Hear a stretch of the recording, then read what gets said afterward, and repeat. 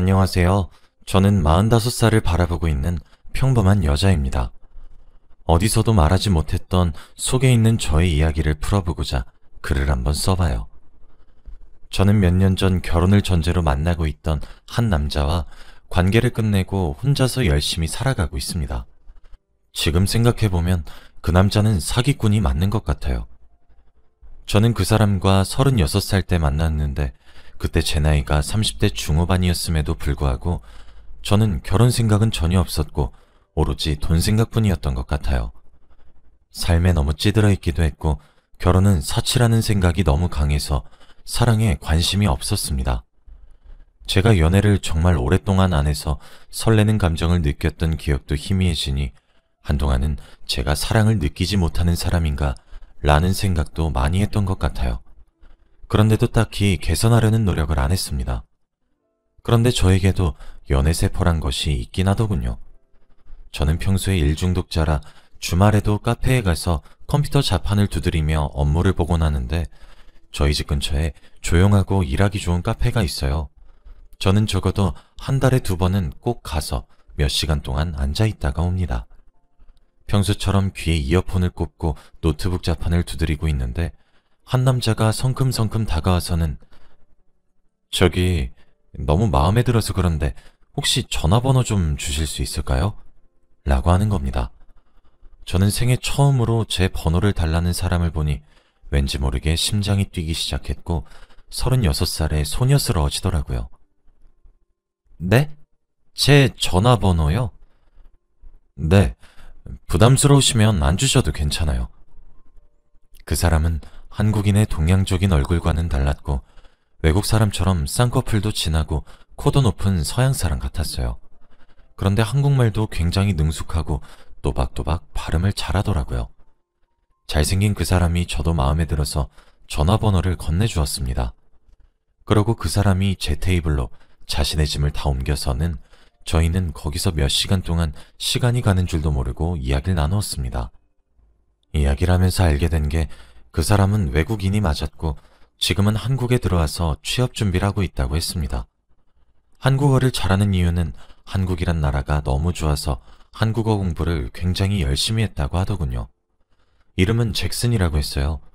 저는 한 번도 외국인 친구와 이야기를 나누어 본 적이 없는데 외국 남자와 친해지게 되니까 기분이 신기하고 세상을 넓게 바라보는 기분이 들더라고요. 저는 잭슨을 친한 친구라고 생각하려 했지만 잭슨은 그러지 않았는지 저를 본 첫날부터 제 손을 덥석 잡고는 했죠. 저는 그런 잭슨이 싫지 않았고 저도 마음을 열었습니다. 잭슨과 저는 일주일에 5번 이상은 꼭 만났는데 오래 보진 못해도 10분이라도 보기 위해 만나거나 제가 잭슨이 사는 곳으로 가고 잭슨이 제가 사는 곳으로 오고 하면서 저희의 관계는 깊어져 갔습니다. 잭슨은 취업 준비를 하느라 아침에는 독서실을 가고 저녁에 제가 퇴근할 시간에 맞춰서 독서실에 나오고 저를 만나고 난 뒤 고시원에 가서 잠을 자요. 저희는 아직 확실히 연애를 하는 것은 아니었지만 그래도 좋아하는 감정은 있었습니다. 잭슨은 저에게 사귀자고 했지만 저는 솔직히 잭슨이 미국으로 가면 장거리 커플이 되니까 서로 힘들 것 같아서 잭슨이 좋았지만 계속 거절을 하고 있는 상황이었죠. 잭슨도 제 걱정을 눈치챘고 우리는 잘 헤쳐나갈 수 있다며 너무 부담 갖지 말라고 했습니다. 잭슨은 당분간은 한국에 있지만 사귀는 사이가 되면 미국으로 자주 가서 부모님께 저를 소개해주고 싶다고 했어요. 잭슨은 적어도 3개월에 한 번은 꼭 미국으로 가서 몇 주 동안 있다가 온다고 하더라고요. 잭슨이 미국에 가 있는 동안 제가 좋아하는 일을 하면서 바쁘게 살다 보면 시간이 금방 갈 것 같아서 잭슨의 끈질긴 설득 끝에 그날 잭슨과 사귀게 되었습니다. 잭슨은 고시원에서 살다 보니까 항상 데이트는 저희 집에서 하거나 저희 동네에서 했어요. 한 번도 잭슨이 사는 곳엔 가본 적이 없지만 잭슨 말로는 자기도 처음 가보는 곳이라 지리도 잘 모르고 구석에 있어서 아무것도 할 게 없다고 하더라고요. 잭슨은 항상 저를 보러 버스를 타고 40분을 와주었습니다. 그런 잭슨의 모습을 보니까 몇십 년 동안 잠재워져 있던 연애세포가 한 번에 폭발을 해버렸고 그 남자에게 완전히 빠져버렸죠. 잭슨이 미국에 가 있는 몇 주 동안은 제 할 일에 집중하면서 시간을 보냈고, 몇 주 뒤 잭슨이 오면 다시 행복하게 연애라니까 일도 잡고 사랑도 잡는 현대인이 된 것 같은 기분에 너무 행복했어요. 저는 이대로 죽어도 여한이 없을 것 같다는 생각까지 했습니다. 잭슨과 평소와 다름없이 저희 집에서 요리를 해먹고 같이 앉아서 놀고 있는데, 저는 아무렇지 않게 잭슨, 우리 결혼할까? 라고 말을 했습니다. 저는 당연히 이때까지의 잭슨의 모습을 보면 제 물음에 좋다고 할 줄 알았는데, 갑자기 식은땀을 흘리면서 당황을 하는 거 있죠. 잭슨의 동공이 흔들렸고, 응? 결혼? 이라는 말만 되풀이했습니다. 잭슨은 저와 사귀는 동안 취업에도 성공했고 자리도 얼추 잡았기에 이제 저는 결혼을 하고 싶었는데, 잭슨은 놀랐는지 대답을 주저하더군요. 결혼? 내가 아직 너를 책임질 마음의 준비가 안 됐나 봐. 조금만 기다려줘. 우리 부모님한테도 말해야 하고. 잭슨, 혹시 나랑 결혼하기 싫어? 무슨 소리야. 내가 너 아니면 누구랑 결혼해? 라며 저에게 조금만 기다려달라고 하더군요. 저는 한 번도 잭슨의 부모님을 뵌 적이 없었지만 그래도 사진으로는 몇 번 본 적이 있어서 얼른 미국으로 가서 인사도 드리고 잭슨이랑 결혼해서 행복한 가정을 꾸리고 싶었습니다. 그런데 며칠 뒤 잭슨이 뜬금없이 저에게 우리 결혼하자 라고 말을 하더군요. 대신 아직 취업을 한 지 얼마 안 됐으니 결혼 자금이 어느 정도 모이면 그때 결혼을 하고 지금은 동거를 하자고 했죠. 저는 잭슨이 저와의 결혼을 동의해 준 것만으로도 고마워서 알겠다고 하고 잭슨이 저희 집으로 들어와서 같이 살게 되었습니다. 그렇게 동거 생활을 하면서 결혼 이야기도 하고 2세 계획까지 세우면서 신혼집을 어떻게 꾸밀지 등등 우리의 미래 이야기를 많이 했어요. 그런데 어느 날 갑자기 잭슨이 미국에 계시는 어머니가 편찮으시다면서 며칠 동안 병간호를 하러 미국에 나가 있어야 한다고 하더라고요. 저는 너무 걱정되어서 같이 가자고 했지만 괜찮다며 저를 말렸고 천천히 와도 되니까 병간호 잘해드리고 오라고 했어요. 잭슨은 5일 뒤에 온다고 한 뒤 제 곁을 떠나 미국으로 갔습니다. 그런데 미국으로 간 지 일주일이 지났는데도 잭슨은 한국으로 돌아오지 않더라고요. 원래 미국으로 가면 연락이 잘 되는데 그때는 병간호하느라 바쁠 것 같아서 연락을 하면 민폐가 될 것 같아 기다리기만 했어요. 그런데 결국 열흘이 지났고 저는 혹시나 어머니가 잘못된 건 아닐까 싶어서 잭슨에게 카톡을 해보니 괜찮다고 하더라고요. 그런데 한 보름을 더 있겠다고 온다고 하는 겁니다. 그래서 그러면 내가 월차 내고 미국으로 가겠다고 하니까 극구 말리면서 집안 분위기 안 좋아서 오면 안 될 것 같다고 하더라고요. 저는 어머니가 무슨 병에 걸리셨길래 거의 한 달을 병간호를 해야 하는지 궁금했고 회사 일은 어떻게 하고 미국에 가 있는 건지 싶었죠. 잭슨이 걱정되기도 했지만 일 중독인 제 입장에서는 이를 무책임하게 내팽겨친 잭슨이 조금은 한심하게 보이긴 했어요. 그래도 어머니가 아프다는데 거기다가 화를 낼 수도 없어서 일단 알겠다고 했죠. 그렇게 거의 한 달이 지나서 본 잭슨의 모습은 살이 더 쪄서 포동포동한 모습으로 왔습니다. 병간호를 하고 아픈 어머니를 보면 마음고생하느라 밥도 못 먹었을 것 같아서 진수성찬을 차려놨는데 얼굴을 보니까 뭘 많이 먹었는지 볼살이 가득하더라고요. 그래도 못 먹는 것보단 낫다는 생각에 아무 말 안 했습니다. 저와 잭슨은 다시 일상으로 돌아왔고 결혼 계획도 열심히 세웠어요. 제 생각에는 잭슨이 이 정도 돈을 모았으면 이제 결혼을 진행해도 괜찮을 것 같았는데 계속 나중에 하자고 조금만 기다리라면서 미루더라고요. 그래서 저는 괜찮다며 부족한 돈은 내가 다 메꿀 수 있다고 해도 자기는 남자라 그런 거에 자존심 상한다고 하면서 이상한 말을 하는 거 있죠. 하다못해 제가 그럼 혼인신고라고 해놓고 오자고 하니까 그건 또 싫대요. 결혼식을 올리고 하는 게 자기의 로망이라고 하더군요. 이상한 고집이 있는 잭슨이었습니다. 그래도 저는 잭슨의 말에 토 한 번 달지 않고 잭슨의 말을 따랐고 결혼 전에 그래도 하객들을 모으려면 친구들을 봐야 하는데 잭슨한테 한국에서 사귄 친구들을 알려달라고 했죠.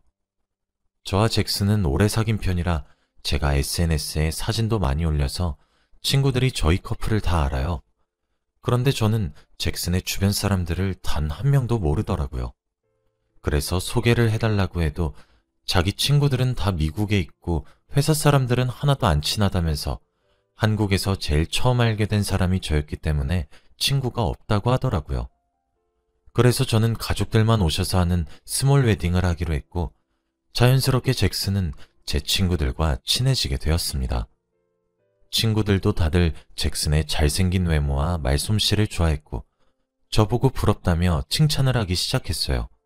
평생 한 번도 들어보지 못했던 그런 말을 들으니까 너무 기분이 좋았고 제가 나이가 좀 있다 보니 제 주위 친구들은 거의 다 결혼을 했는데 잭슨을 보고는 자기 남편이 왜 이렇게 초라해 보이냐며 외국 남자 만날 걸 이라는 말을 굉장히 많이 했습니다. 저도 잭슨이 자랑스러웠고 얼른 결혼을 해서 2세를 낳고 싶었어요. 그런데 결혼을 얼마 남기지 않고 갑작스럽게 잭슨이 저에게 다가와서 부탁을 하더라고요. 바로 돈을 빌려달라고 했습니다. 그런데 돈의 액수가 조금 컸고 어디에 쓰이는 돈이냐고 물으니 어머니의 병이 약화돼서 당장 병원비가 필요한데 미국은 저희 한국과는 다르게 병원비가 너무 비싸서 급하게 빌려달라고 하더군요. 아직 혼인신고도 안 해서 조금 걱정되긴 했지만 저는 간절하게 저에게 부탁을 하는 잭슨을 보니 마음이 아파왔고 천천히 줘도 되니까 괜찮다는 말을 하면서 잭슨에게 3천만 원을 보냈어요. 저는 태어나서 단 한 번도 미국에 가본 적이 없었기 때문에 미국의 병원비 값에 놀라긴 했지만 그냥 그 나라는 그런가 보다 하면서 넘겼죠. 그래도 잭슨이랑 결혼하면 시어머니가 되실 분인데 이 정도는 할 수 있다고 생각했습니다. 잭슨도 너무 고맙다며 저밖에 없다면서 감사해했고요. 잭슨이 은행으로 가서 미국으로 돈을 보내고 오겠다면서 나갔고 저는 오랜만에 집 청소를 하고 싶어서 집 이곳저곳을 닦고 쓸고 했습니다. 그런데 장롱 안에서 오래된 잭슨의 가방이 나오더라고요. 저와 잭슨이 연애하기 초반에 잭슨이 취업 준비를 하면서 매일 가지고 다니던 가방인데 그 속에는 취업 관련된 책이 너무 많더라고요. 저는 추억이 돋아서 그 책을 열고 잭슨이 공부하는 적을 보면서 옛날 추억을 떠올리고 있었는데 갑자기 한 페이지가 펼쳐졌고 그곳에는 사진 한 장이 꽂혀 있었습니다. 바로 결혼식 사진이었는데요. 날짜는 아주 오래전인 7년 전이었어요. 그런데 잭슨이 거기서 양복을 입고 신랑 자리에 서서 모르는 여자와 하객들과 같이 사진을 찍고 있더군요. 저는 그 사진을 보고 정신이 차려지지 않았고 도저히 이게 무슨 상황인가 싶어서 말이 안 나왔습니다. 그래도 잭슨을 믿어보자고 했고 잭슨의 하객들 사진은 전부 다 한국인이어서 이 사진이 잘못된 거라고 생각했습니다. 그래서 그 사진을 따로 제가 보관하고 나머지 집 청소를 마저 했죠. 그런데도 결혼식 사진은 제 머릿속에서 떠나가지 않았고 저는 잭슨이 집에 오자마자 사진을 내밀면서 이게 뭐냐고 따졌어요. 그런데 잭슨은 자신을 보고 당황을 하면서 이걸 어떻게 찾았냐고 묻더라고요. 처음에는 아니라고 컨셉 사진이라고 하더니 제가 그럼 그 사진관 가보자고 하며 잭슨의 말을 전혀 믿지 않으니까 나중에는 제 앞에서 무릎을 꿇고 인정하는 게 아니겠습니까? 결혼을 했었단 사실을요. 저는 그래도 이혼은 한 줄 알았어요. 그런데 더 놀라운 건 아직 아내가 있고 하다못해 어린 아들까지 있는 가정이 있는 사람이더군요.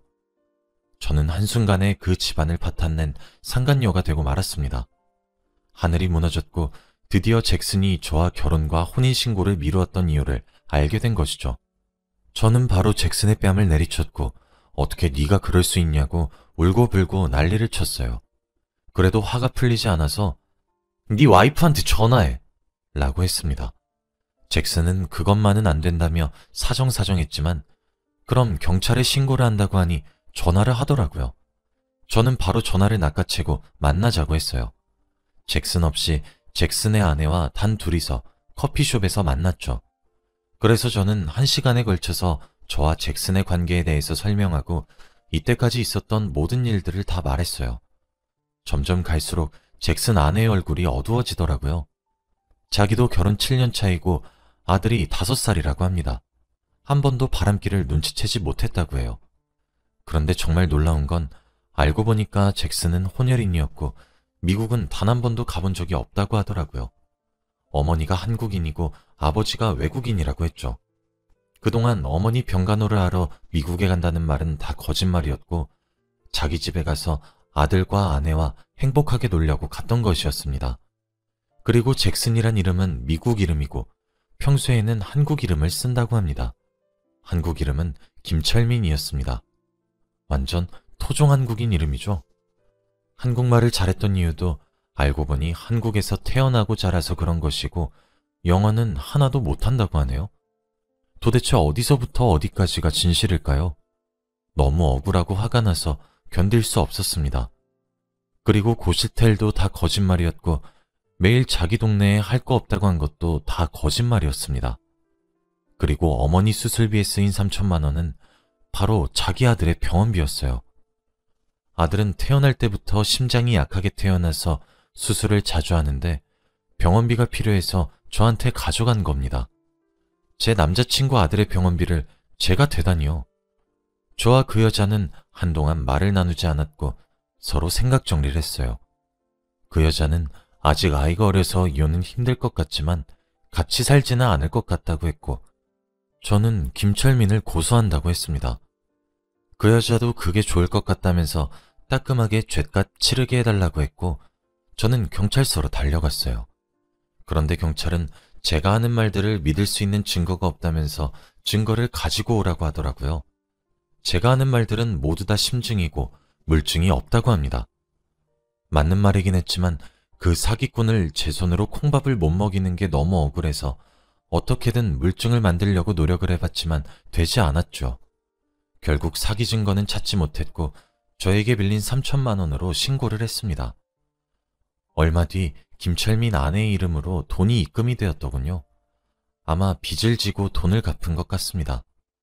저는 그 사람의 짐을 다 내놓고 비밀번호도 바꾸면서 관계를 끊어버렸는데 연락이 계속 와서는 너와 함께한 모든 시간은 다 진심이었어 라며 사랑해, 우리 다시 잘해보면 안 될까? 라는 말을 하더라고요. 그때 알았죠. 이 사람은 정상적인 사고방식을 가지고 있지 않다고요. 그 뒤로 저는 연락처까지 차단했고 다시는 마주치는 일 없었어요. 그 남자의 비밀이 이렇게 폭로되니까 친구들한텐 어떻게 말해야 할지 모르겠어서 그냥 단순히 이별했다고만 말했습니다. 지금까지도 친구들은 저에게 이런 사연이 있는 줄 몰라요. 혼자서 소가리하면서 사는 것보다 이렇게 사연을 쓰니 한결 편안해지는 것 같긴 하네요. 제 이야기는 여기까지입니다. 들어주셔서